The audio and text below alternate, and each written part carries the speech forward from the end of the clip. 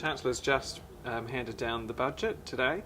What's the feel, do you think, of this budget for the commercial property sector? Well, it's interesting that in our budget submission, our principal message to the Chancellor was, please don't do any harm. Don't leap in with both feet and do anything that will sort of damage the fragile recovery in the industry. And I suppose to that extent we should be very grateful that he hasn't. And there's not a huge amount in this for the property industry, but he could have done things that could have been damaging. So we'll settle on being grateful for the fact that he hasn't. One of the, I suppose, the big announcements that came out of it was planning reform and the NPPF publication. Can you talk us through that?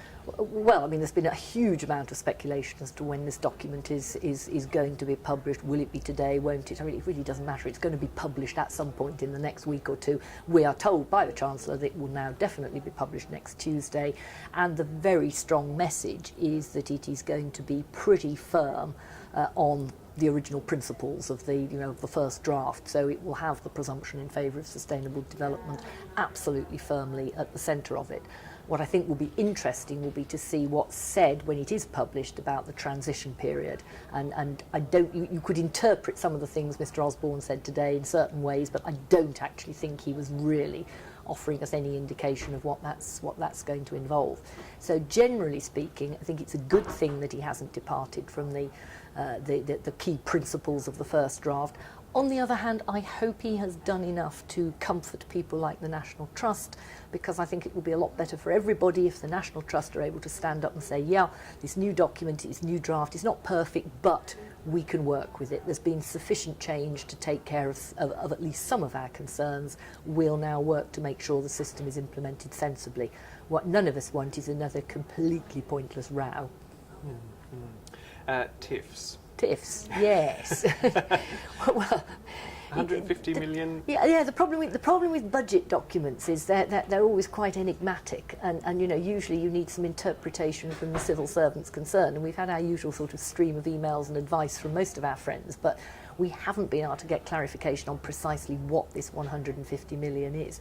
Now, if they're actually saying this is the limit on what could actually be borrowed by a local authority doing TIF, then 150 million is frankly so derisory as, we may as well not have bothered.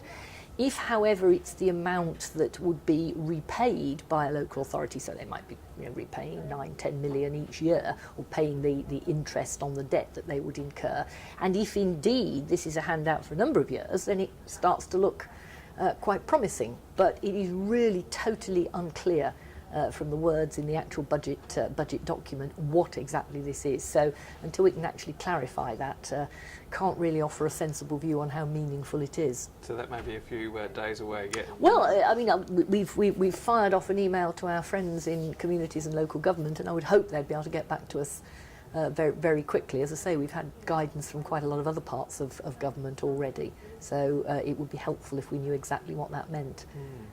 REITs, there was also some announcements around REITs today. Well, it's very interesting that there was a fair degree of speculation about whether we might have an announcement about mortgage REITs. We were pretty ambivalent. We probably thought there wouldn't be. We know that the Treasury have been looking or thinking about mortgage REITs, but I just don't think they feel they've done enough work to actually push this to a stage of a formal consultation, and that is indeed what turned out to be the case. So if we want to fight for mortgage REITs, we've got to do a fair bit more work on that over the next sort of 6-9 months. The things they have talked about are residential REITs. Now, in the residential REITs in the context of social housing, to be honest, I'm not altogether sure what they're going to look at, which I think is to do with the acceptability or where you put the income from staircasing in social housing. It's going to make a huge amount of difference as to whether a REIT will work or not.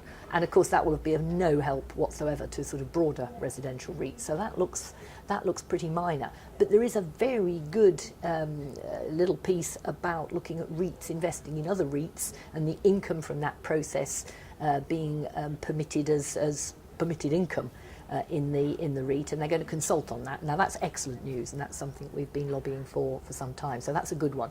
That will greatly please quite a few of our REIT members.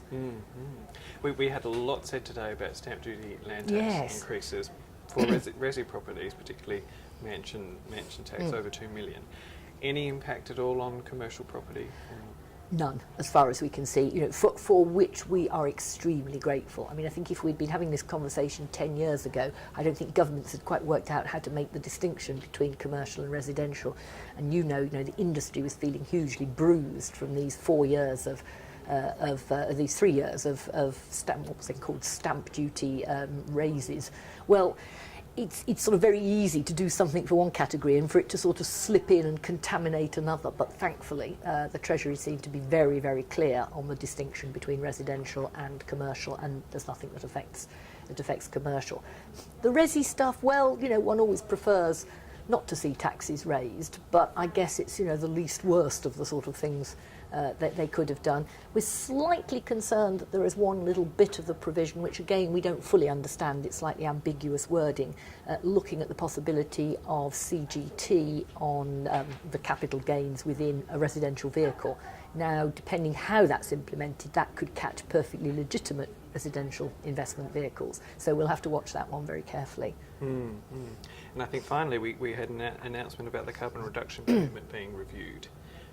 What's your take on that? Well, we are extremely keen to work with the government to find the most effective ways of actually driving energy efficiency in buildings. Whether you believe in man-induced climate change or not, energy efficiency is a good thing because it's a resource matter. We always thought the carbon reduction commitment was massively complicated, so the government decided to decomplicate it by just turning it into a tax. And we then said, well, if it's a tax, it's still too complicated, and you've got another tax as well. And finally, they actually seem to have listened to that, and they have now agreed to look at how they can make the CRC wearing its tax mantle less complicated, and they've said if they can't, they will look at scrapping it and combining it with something else or putting something else in its place. So I think this is a positive move, and it's nice to hear that they have regarded our concerns on this.